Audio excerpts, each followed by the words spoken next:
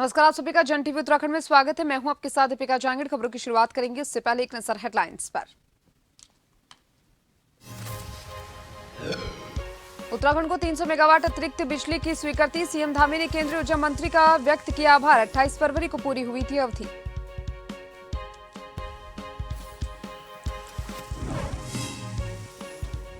हल्द्वानी में आभार रैली का आयोजन। सीएम पुष्कर सिंह धामी बोले, नकल विरोधी कानून लाना बड़ा कदम। मुख्यमंत्री ने विपक्ष पर साधा निशाना।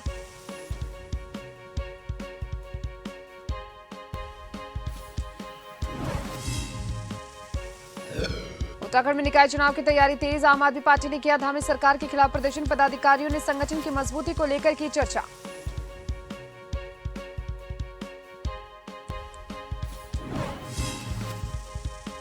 उत्तराखंड में प्रस्तावित G20 समिट की तैयारियां तेज। सीएस डॉक्टर संधू ने पंतनगर से रामनगर तक लिया जायजा। कार्यक्रम को भव्य और दिव्य बनाने के दिए निर्देश।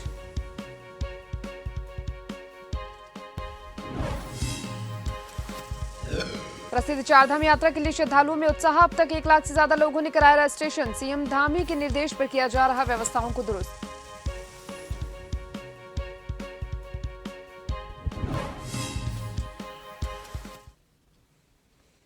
तो चलिए अब खबरें विस्तार से। केंद्र सरकार से उत्तराखंड के लिए 300 मेगावाट अतिरिक्त बिजली की स्वीकृति दे दी गई है। मुख्यमंत्री पुष्कर सिंह धामी ने इसके लिए केंद्रीय ऊर्जा मंत्री आर.के. सिंह का आभार व्यक्त किया। गौरतलब है कि उत्तराखंड को केंद्र सरकार से आवंटित 300 मेगावाट बिजली की अवधि 28 फरवरी को पूरी हो गई थी। सीएम धामी ने 300 मेगावाट अतिरिक्त बिजली का कोटा यथावत जारी रखने के लिए केंद्रीय ऊर्जा मंत्री को पत्र लिखकर अनुरोध किया था। साथ ही फोन पर भी बात कर आग्रह किया था और इसी क्रम में केंद्रीय सरकार ने 300 मेगावाट अतिरिक्त बिजली की स्वीकृति दे दी है।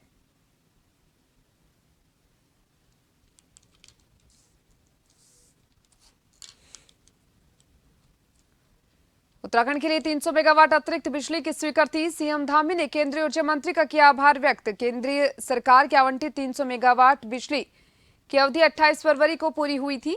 सीएम धामी ने केंद्रीय ऊर्जा मंत्री को पत्र लिखकर और फोन पर बात की और आग्रह किया था। केंद्र सरकार ने 300 मेगावाट अतिरिक्त बिजली की स्वीकृति दी।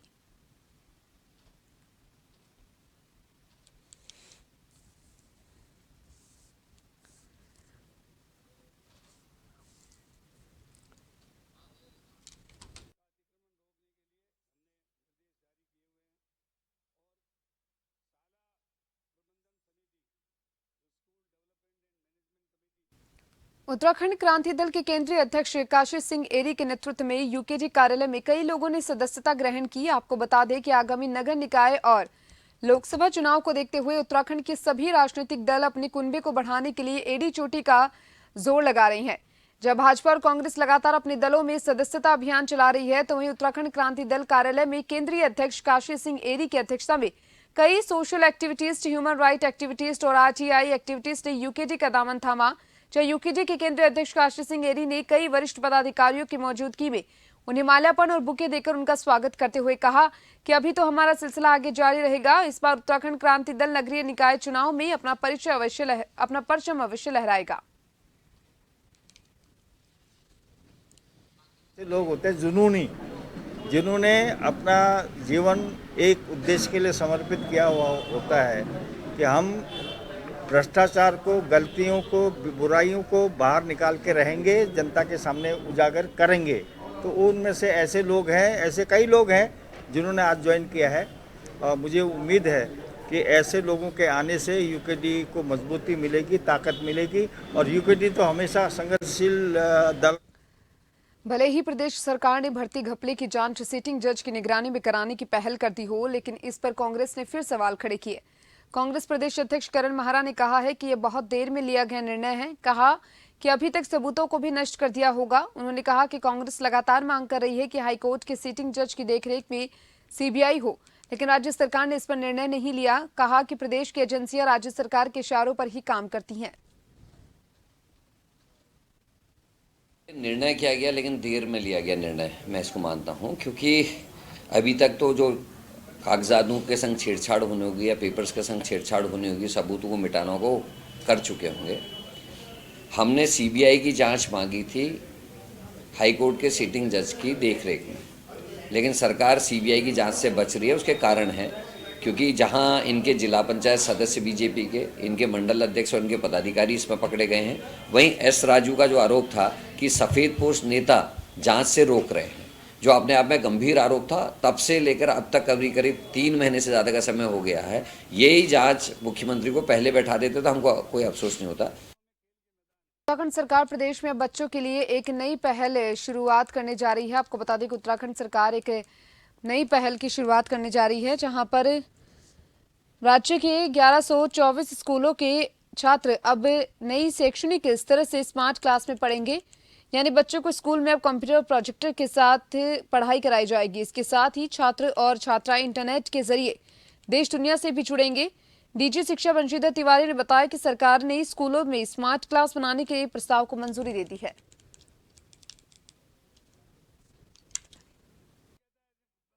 दो जो क्लासेस हैं, दो कक्षाएं हैं, उसमें हम लोग स्मार्ट क्लास की कक्षा संचालित करेंगे।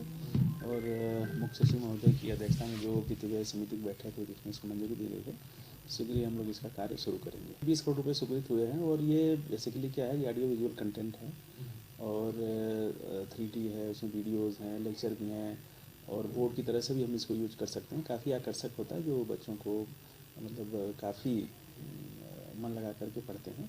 और चूँकि इसके कंटेंट आकर्षक हैं और 1 to 12 जो हमारा CBSE का पैटर्न है, वो CBSE NCERT की जो किताबें हैं वो पूरी। हरिद्वार एसएसपी अजय सिंह ने लक्सर कोतवाली का वार्षिक निरीक्षण किया और इस दौरान उन्होंने कोतवाली में साफ सफाई, पेंडिंग पड़े मुकदमे, दस्तावेजों सहित अन्य का बारीकी से जायजा लिया। इस दौरान उन्होंने कहा कि कोतवाली परिसर की जो साफ सफाई और व्यवस्थाएं हैं वह चुस्त दुरुस्त हो जाए। साथ ही साथ थाने के सभी रिकॉर्ड भी चेक हो जाते हैं। जो भी साल में अपराध होते हैं उसमें सभी एंट्री है या नहीं, और जो खामियां मिलती हैं उन्हें दुरुस्त करने के निर्देश भी दिए।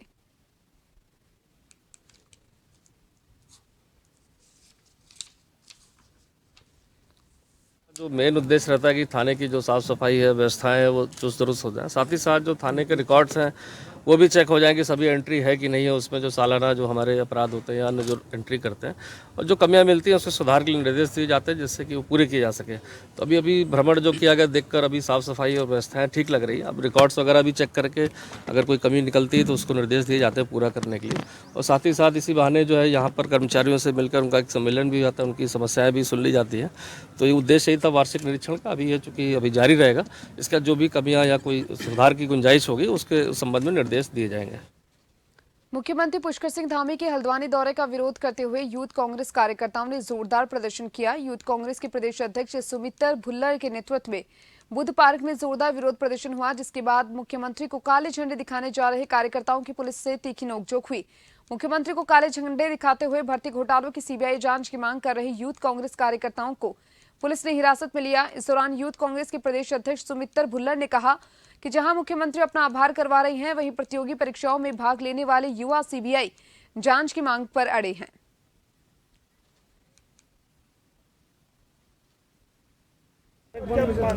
हमने आज मुख्यमंत्री का विरोध किया है और ये हम लगातार कर रहे हैं और हमने तय किया है कि जब तक उत्तराखंड के मुख्यमंत्री सीबीआई जांच की संस्तुति नहीं करते हैं भर्ती घोटाले को लेकर, तो प्रदेश भर में मुख्यमंत्री जहां भी जाएंगे वहां युवा कांग्रेस के लोग काले झंडे लेकर के मुख्यमंत्री का विरोध करने का काम करेंगे। हमारी मांग है कि सीबीआई की जांच होनी चाहिए, क्योंकि जब तक हाकिम का असली हाकिम कौन है जब तक ये सामने नहीं आएगा तब तक भविष्य में निष्पक्ष परीक्षाएं इस प्रदेश में संभव नहीं। देखिए, ऐसा 2 तरह की बधाइयाँ होती है। एक बधाई ऐसी होती है जिसको जनता अपने नायक को, जननायक को देती है बधाई, आती है हलक लगती है। दूसरी बधाई ऐसी होती है जो आज भारतीय जनता पार्टी की उत्तराखंड में सरकार जबरदस्ती का मजमा लगा रही है रामलीला ग्राउंड में। एक बधाई वो होती है जबरदस्ती की, आओ मुझे बधाई दो। किस बात की बधाई? बच्चों के सर फोड़ने की बधाई, पेपर आउट होने की बधाई। अंकिता हत्याकांड में आपने सबूत मिटा दिए क्योंकि भारतीय जनता पार्टी का लड़का के कार्यकर्ता का लड़का उसमें इन्वॉल्व था बलात्कार और हत्या में। उस बात लक्सर विधायक और उत्तराखंड वक्फ बोर्ड के सदस्य हाजी मोहम्मद शहनाज ने दरगाह प्रबंध तंत्र पर कई गंभीर आरोप लगाते हुए प्रशासन पर सवालिया निशान खड़े किए। उन्होंने कहा कि प्रशासन दरगाह में होने वाली चोरी को रोकने में नाकाम साबित हो रहा है। दरगाह में फैली अव्यवस्थाएं दूर होने की बजाय बढ़ती जा रही है। प्रबंधन तंत्र पुराने ढर्रे पर दरगाह के आय को जानबूझकर नुकसान पहुंचाने में लगा है।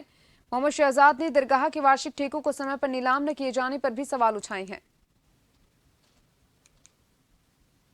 छोटे काम पर भी कहीं कहीं कैमरे लगते हैं, और वो एक कैमरे की निगरानी में गिनना चाहते हैं, अनेक कैमरों की निगरानी में वो नहीं गणना करना चाहते। इसके भी मुझे अफसोस है इस बात का कि प्रशासन साफ सुथरा होने के बाद भी क्यों कैमरों से डरता है। ये बात भी मैं विधानसभा के माध्यम से मैं पूछना इस बार जरूरी समझूंगा। जो 13 मार्च से विधानसभा है, इस बार वक्फ बोर्ड का मुद्दा और दरगाह पिरान कलियर का मुद्दा जो है वो दरगाह में गूंजने का काम करेगा, ऐसे मेरा मानना है। चारधाम यात्रा पड़ाव का एकमात्र सामुदायिक स्वास्थ्य केंद्र मात्र रेफर सेंटर बनकर रह गया है। सामुदायिक स्वास्थ्य केंद्र जोशीमठ में मरीज उपचार के लिए आते तो हैं, लेकिन अव्यवस्थाओं के चलते उन्हें दूसरे जगह रेफर कर दिया जाता है। बता दें कि सामुदायिक स्वास्थ्य केंद्र जोशीमठ बद्रीनाथ धाम यात्रा पड़ाव का अंतिम स्वास्थ्य केंद्र है। यहाँ से बद्रीनाथ हेमकुंड साहिब जाने वाले श्रद्धालु यात्रा करते हैं, लेकिन जोशीमठ स्वास्थ्य केंद्र खुद ही वेंटिलेटर पे है। कई बार सूबे के स्वास्थ्य मंत्री सामुदायिक स्वास्थ्य केंद्र का निरीक्षण भी कर चुके हैं, लेकिन फिर भी हालात जस की तस बने हुए हैं। इससे साफ अंदाजा लगाया जा सकता है कि उत्तराखंड का स्वास्थ्य महकमा काम के प्रति कितना गंभीर है।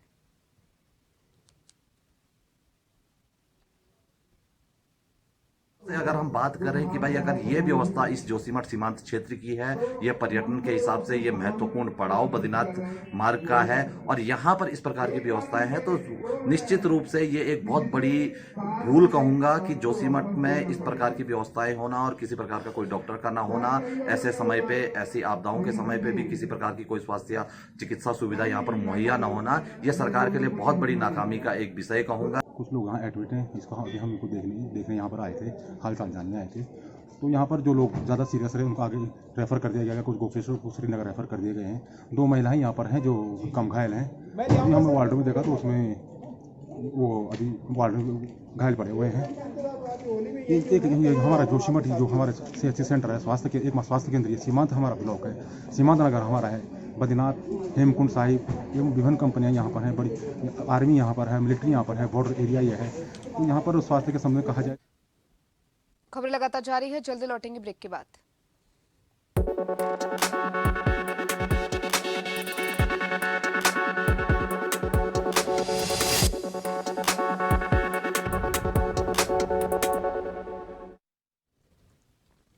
ब्रेक के बाद एक बार फिर से आप सभी का स्वागत है। शिक्षा और स्वास्थ्य मंत्री पहुंचे काशीपुर, जहां उन्होंने गुरुद्वारा ननकाना साहिब में माथा टेका और Shri Guru Nanak girls inter college की व्यवस्थाओं का जायजा लिया। इस दौरान उन्होंने मीडिया से बात करते हुए प्रदेश के विभिन्न अस्पतालों में बंद पड़ी आयुष्मान योजना को दोबारा शुरू करने के बाबत बड़ा बयान दिया। उन्होंने प्रदेश में विभिन्न अस्पतालों में धांधली के चलते सरकार द्वारा बंद की गई आयुष्मान योजना के बाबत कहा कि जिन निजी अस्पतालों ने गड़बड़ का काम किया है उन्हीं के विरुद्ध ये कार्रवाई की गई है।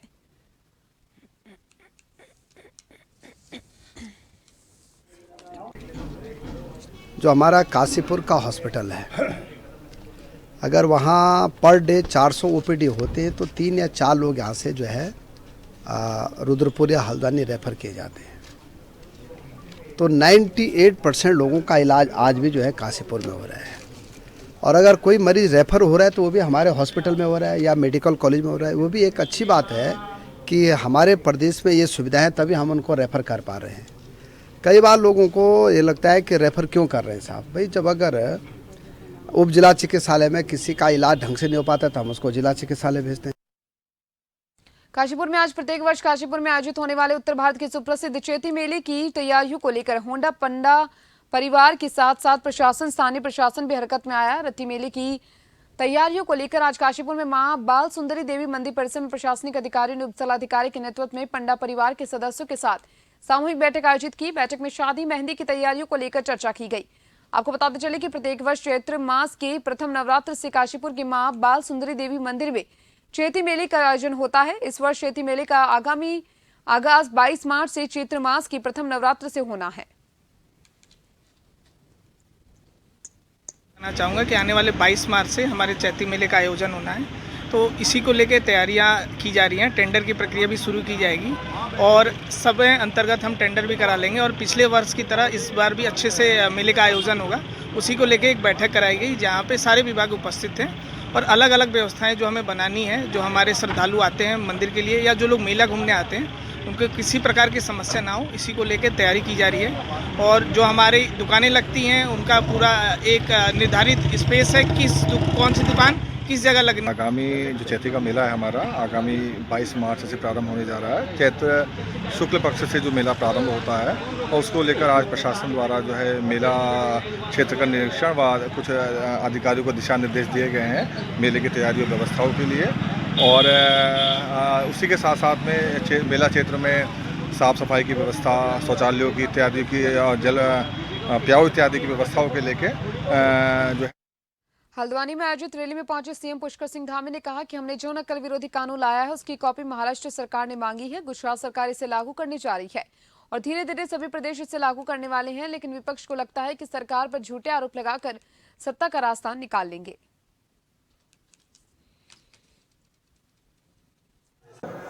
भर्ती घोटालों की जांच हमारी सरकार करवा रही है और जांच निष्पक्ष हो, किसी भी अपराधी या माफिया को छोड़ा न जाए, यह भी सुनिश्चित करने के लिए मैं लगातार स्वयं इस सारे जांच की गतिविधियों की मॉनिटरिंग करता हूं।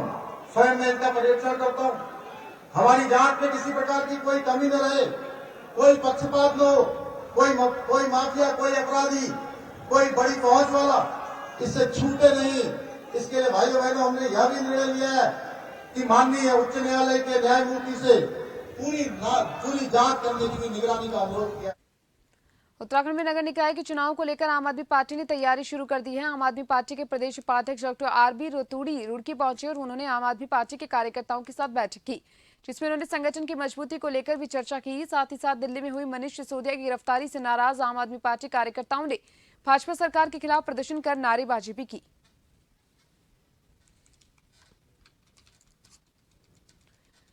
प्रदेश के मुख्यमंत्री पुष्कर सिंह धामी बिना पूर्व निर्धारित कार्यक्रम के हेलीकॉप्टर से खटीमा पहुंचे। मुख्यमंत्री का हेलीकॉप्टर नेपाल बॉर्डर के समीप लोहिया हेड में शारदा जल विद्युत परियोजना के पास बने हेलीपैड में उतरा। लोहिया हेड में उतरने के बाद मुख्यमंत्री ने सर्वप्रथम लोहिया हेड जल विद्युत परियोजना का निरीक्षण किया। वहीं मीडिया से वार्ता में मुख्यमंत्री धामी ने कहा कि गर्मी का मौसम आ रहा है, गर्मी में बिजली की काफी खपत होती है।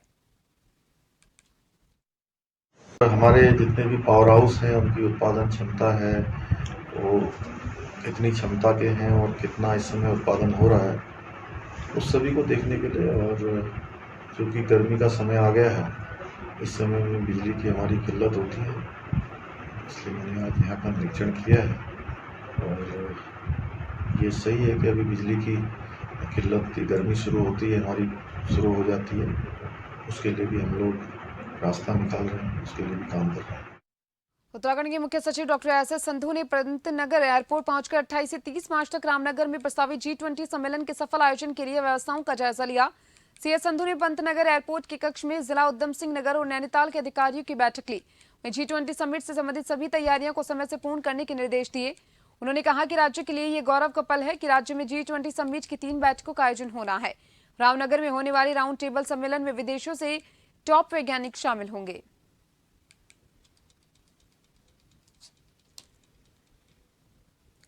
उत्तराखंड की प्रसिद्ध चारधाम यात्रा के लिए श्रद्धालुओं में काफी उत्साह देखने को मिल रहा है। अब तक कुल 1,15,000 से ज्यादा श्रद्धालुओं ने रजिस्ट्रेशन करवा लिए। 21 फरवरी से शुरू हुई रजिस्ट्रेशन प्रक्रिया में केदारनाथ के लिए अब तक 62,000 से अधिक यात्रियों ने रजिस्ट्रेशन करवाए हैं, तो वहीं बद्रीनाथ के लिए 50,000 से अधिक श्रद्धालुओं ने पंजीकरण करवाया। इस वर्ष भी चारधाम यात्रा में बड़ी संख्या में श्रद्धालुओं के पहुंचने की उम्मीद है। यात्रा को लेकर के विभिन्न जो जिला प्रशासन है, प्रदेश शासन है, सरकार के स्तर पर निरंतर तैयारियां हो रही हैं। और आपके संज्ञान में लाना चाहूँगा कि इस वर्ष यात्रा के इतिहास में ये पहला मौका है कि जब माननीय मुख्यमंत्री जी के स्तर पर फरवरी माह में इतने पूर्व ही बैठक आयोजित कर दी गई थी और उन्होंने जो यात्रा से संबंधित जो विभिन्न विभाग हैं, एजेंसियां हैं, उनके जो प्रमुख हैं, उनके साथ में विभागवार, बिंदुवार विस्तृत समीक्षा करी। अब तक की उनकी जो यात्रा को लेकर कार्य योजना है उसकी चर्चा करी और कहीं पर किसी प्रकार से कोई कमी है या कोई कहीं पर कोई त्रुटि है या कहीं पर किसी प्रकार की सुधार की आवश्यकता है तो उसके लिए उन्होंने उनके स्तर से संबंधित विभागों को निर्देशित किया गया। उधम सिंह नगर जनपद के पुलभट्टा थाना पुलिस ने गुलदार की खाल के साथ 4 आरोपियों को गिरफ्तार किया। मामले का खुलासा करते हुए रुद्रपुर स्थित पुलिस ऑफिस में उधम सिंह नगर जिले के एसपी क्राइम चंद्रशेखर घोड़के ने बताया कि पुलिस ने मुखबिर की सूचना पर गोला पुल के पास एक ऑल्टो कार को रोका तो ऑल्टो कार से गुलदार की खाल बरामद हुई। पुलिस ने 4 आरोपियों को गिरफ्तार किया। कि उधम सिंह नगर पुलिस ने वन्यजीव अपराध को रोकथाम के लिए एक बहुत बड़ी उपलब्धि आज हासिल की है। इसके अंतर्गत हमने आज 4 आरोपियों को गिरफ्तार किया है थाना पुलबट्टा की पुलिस टीम ने। इनसे हमने गुलदार की खाल भी बरामद की है, एक अल्टो कार भी बरामद की है। ये चारों जो गिरफ्तार आरोपी हैं, इसमें से 3 नैनीताल जनपद के निवासी हैं और एक अल्मोड़ा जनपद का निवासी है। तो ये लगभग 4 से 5 लाख रुपए में इनका आगे सौदा तय होने की बात हमें पता चली है। इसमें हम अग्रिम विवेचना भी करेंगे और जो आगे की कड़ियां हैं उनको जोड़ने का प्रयास करके अग्रिम विधिक कार्रवाई हम इसमें करेंगे। केदारनाथ धाम के कपाट 25 अप्रैल 2023 को श्रद्धालुओं के दर्शन के लिए खोल दिए जाएंगे। केदारनाथ यात्रा के सफल संचालन हेतु संबंधित विभागों तैयारियों में जुट गए हैं। वहीं जिलाधिकारी मयूर दीक्षित ने व्यवस्थाओं को मार्च माह के अंत तक पूरा करने के निर्देश दिया ताकि केदारनाथ धाम में दर्शन करने आने वाले श्रद्धालुओं को किसी प्रकार की कोई समस्या न हो।